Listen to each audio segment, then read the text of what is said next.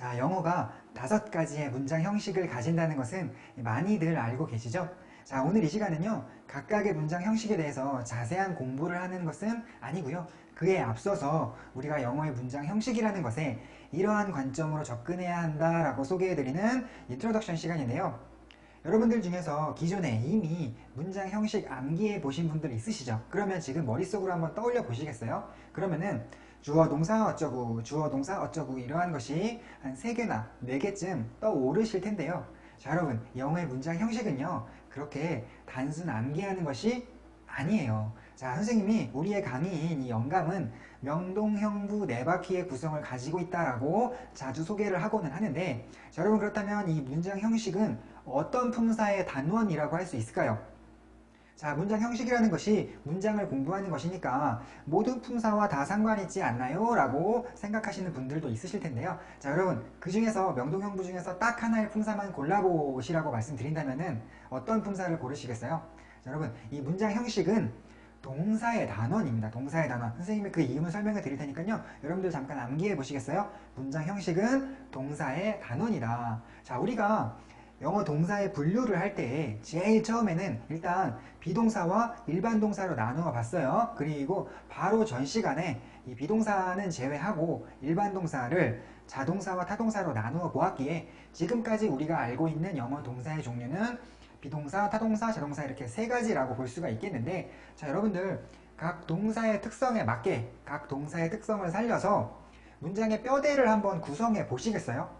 자, 문장의 뼈대를 구성해 보라는 이야기는요, 이 부사는 생각하지 말라는 얘기예요. 자, 그러면은 자, 모든 동사가 주어는 동반할 거예요. 그리고 우리 비동사의 특성, 비동사는 미완성 동사죠. 빈 공간을 가지고 있는 동사이기 때문에 이 비동사의 빈 공간을 채워줄, 보충해줄 보어를 동반할 거예요. 자, 그리고 타동사, 타동사는 영향력을 가진 동사였죠. 그렇기 때문에 이 동작에 영향을 받는 대상인 목적어를 동반할 거예요. 자, 그리고 이 자동사는 혼자만의 동작이었기 때문에 주어와 동사만 있으면 문장 구성이 가능했었죠.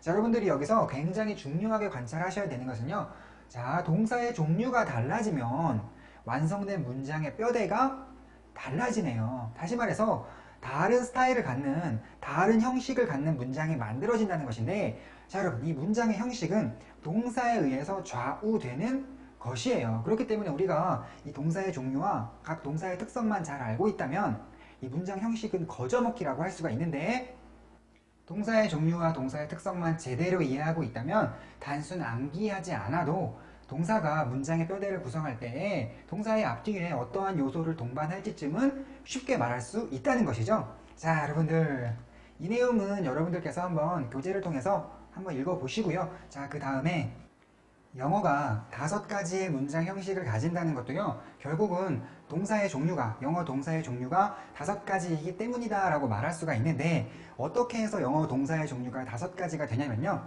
자, 타동사의 종류가 셋으로 나뉩니다. 여러분들이 이미 알고 계신 것처럼 목적어 1개를 동반하는 타동사만 있는 것이 아니고요,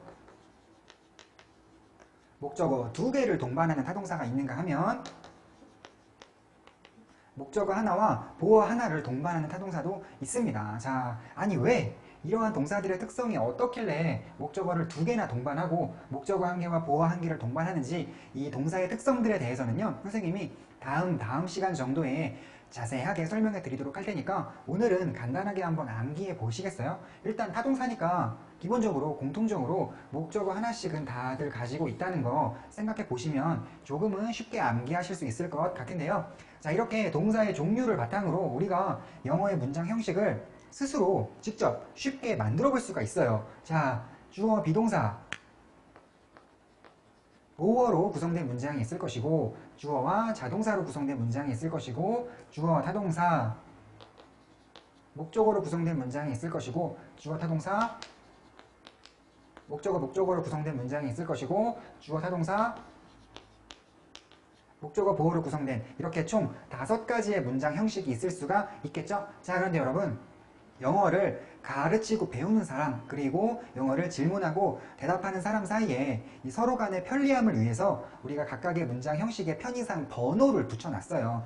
간단한 것부터 복잡해지는 순서로 1번부터 5번까지를 붙여 놓았는데, 자, 두 가지 요소로 구성된 문장 형식인 주어 자동사 문장 형식에다가 1번을 붙여놨고요. 그 다음에 세 가지 요소로 구성된 것이 있죠. 주어, 동사, 보어, 주어, 동사, 목적어가 그것인데, 자, 이것은 비동사의 빈 공간으로 보어가 쏙 들어가고 나면 우리 비동사와 보어는 합쳐봤자 일반 동사 하나의 덩치밖에 안 된다 그랬죠. 그렇기 때문에 이것이 2번이고, 자, 이것이 3번을 차지합니다. 그리고 자, 네 가지의 요소로 구성된 문장이 두 가지가 있을 수 있는데, 여러분들 나중에 공부해 보시면 아시겠지만 이 보어라는 녀석이요, 굉장히 길어질 수가 있어요. 그래서 여기에 4번, 여기에다가 5번을 붙여주는 것이죠. 그래서 여러분들은요, 직접 문장 형식을 만드실 수 있게 되셨으니까 이제 여러분들은 각각의 문장 형식이 몇 번인지 그 번호만 암기하시면 되는 거예요. 자, 여러분들 오늘 숙제, 영어의 5가지 문장 형식을 암기해 오시는 게 숙제인데 절대로 단순 암기하지 마시고 이해를 통한 암기하셔야 되겠죠? 선생님이랑 다음 시간부터 1, 2, 3, 4, 5형식 각각에 대해서 자세한 공부를 시작하게 될 건데요. 자, 선생님 미리 한 가지 말씀드리자면 오늘은 인트로덕션 시간이잖아요. 그래서 선생님이 이 영어 동사의 분류를 조금은 간략화해서 보여드린 측면이 있어요. 그래서 다음 시간부터 자세한 공부를 하다 보면은 이 영어 동사의 분류가 이거보다 조금은 더 복잡할 수 있다는 거 미리 말씀드리고요. 자, 끝으로 한 말씀만 더 드릴게요.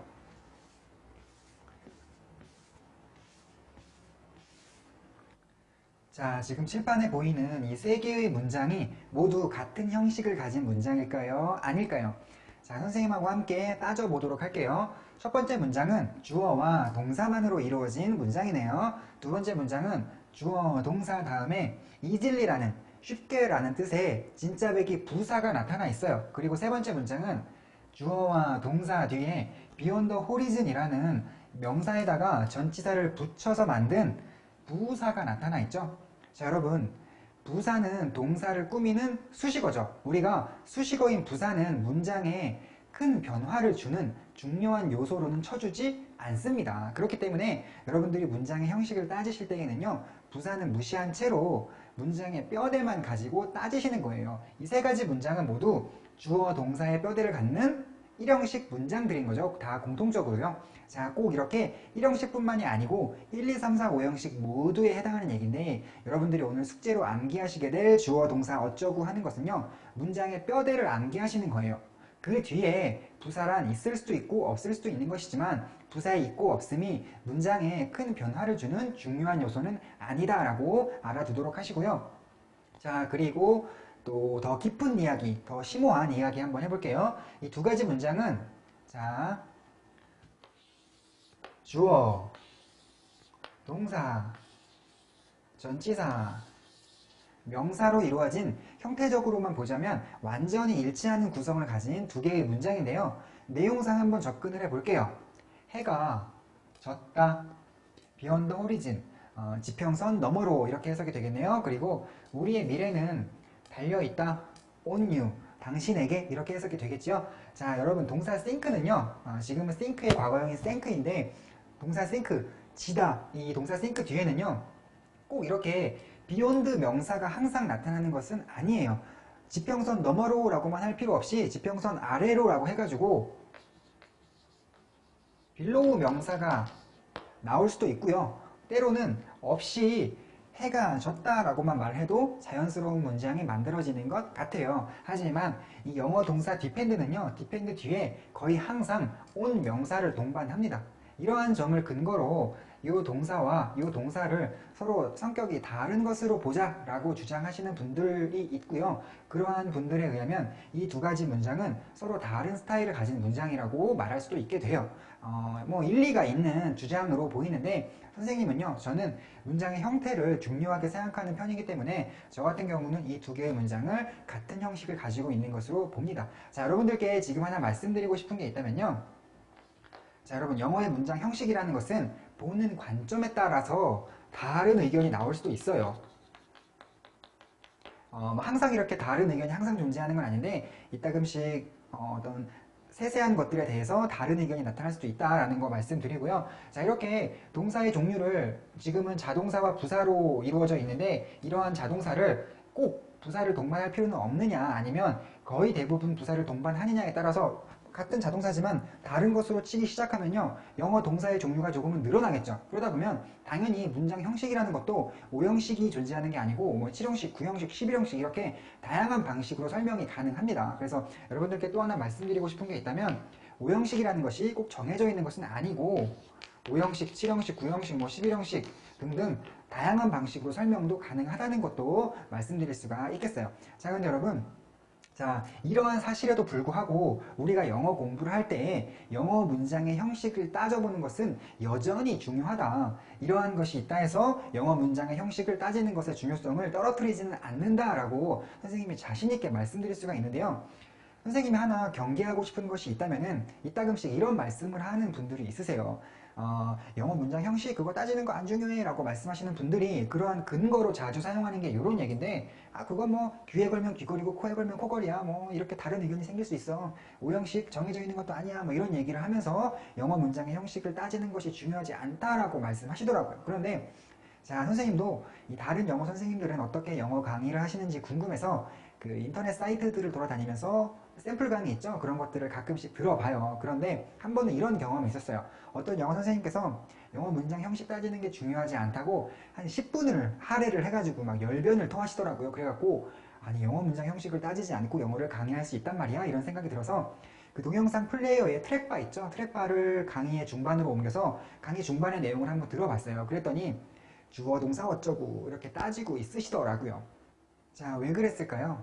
기존 영문법 체계에 이러한 비판을 해 보임으로써 여러분들로부터 어떠한 환심을 사고자 했다라고 밖에는 생각이 되지 않더라고요.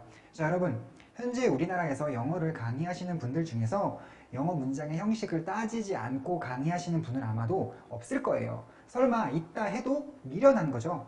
자, 선생님이 예전에 영어의 어순 설명 드릴 때 국어의 어순은 자유로운 반면 영어의 어순은 고정되어 있기 때문에, 자, 국어 문장을 자유시에, 영어 문장을 정형시에 비유하면서 영어 문장은 일정한 패턴을 띠게 된다, 영어 문장은 일정한 스타일을 가지게 된다라고 말씀드렸었죠.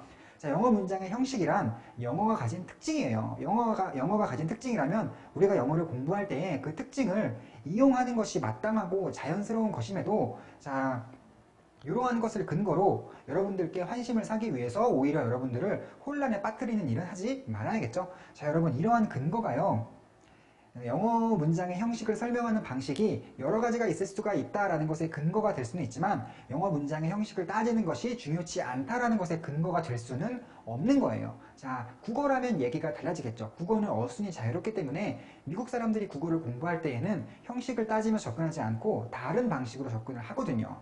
자, 여러분, 선생님이 우리나라에서 제일 유명한 영어 선생님은 아닙니다만 우리가 선생님과 함께 1강부터 지금까지 공부를 해오면서 저에 대한 믿음이 생기셨잖아요. 그러면 저를 믿으세요. 우리는 앞으로 우리가 만나는 문장마다 가능한 영어 문장의 형식을 따져보려고 노력을 할 것인데, 한동안은 힘들고 번거로운 과정을 거쳐야 할 거예요. 하지만 여러분들이 그러한 과정이 힘들고 번거롭다고 해서 그러한 영어 문장의 형식을 따지는 것을 게을리하게 되면요, 이른바 막독해에 빠져버릴 염려가 굉장히 커집니다. 이 막독해란 영어 문장의 올바른 의미를 끌어내지 못하고 자기 나름대로 자기가 아는 단어의 뜻만 사용해서 끼워 맞추기 식으로 마음대로 독해하는 걸 말하는데요. 3살 버릴 80까지 간다고 이런 막독해에 한번 빠지면 끝끝내 막독해를 하고 말아요. 영어 실력이 맨날 제자리 걸음을 하고 말겠죠. 자, 여러분들이 힘들고 번거롭지만 그 한동안의 과정만 잘 극복해내시고 나면요, 그 뒤에는 영어 문장의 형식이 너무도 익숙해진 나머지, 자연스럽게 느껴진 나머지 형식을 굳이 따지지 않아도 올바른 영어 문장의 의미를 도출해낼 수 있는 그날이 멀지 않아 올 거라는 거 말씀드리면서 오늘 강의 마치도록 하겠습니다.